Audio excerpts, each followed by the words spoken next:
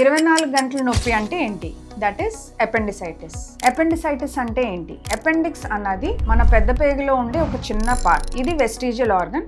ఇది ఇన్ఫెక్ట్ అయినప్పుడు మనకి అపెండిసైటిస్ అన్న కండిషన్ వస్తుంది. కడుపు విపరీతంగా నొప్పెట్టినా, ఫీవర్ వచ్చినా, వామిటింగ్స్ అయినా, దీంతో పాటు ఆకలి లేకపోవడం ఉంటే వెంటనే మీరు జనరల్ సర్జన్ ని కన్సల్ట్ చేయాలి. ఎందుకంటే ఇవన్నీ అపెండిసైటిస్ యొక్క సిమ్టమ్స్. పేషెంట్ మన దగ్గరికి ఈ సిమ్టమ్స్ తో వస్తే మనం వెంటనే ఒక స్కాన్ చేస్తాం. That is ultrasound scan. ఈ స్కాన్ లో అపెండిసైటిస్ అని ప్రూవ్ అయితే మనం సర్జరీకి ప్రొసీడ్ అవ్వాలి. సో సర్జరీలో 2 రకాలు.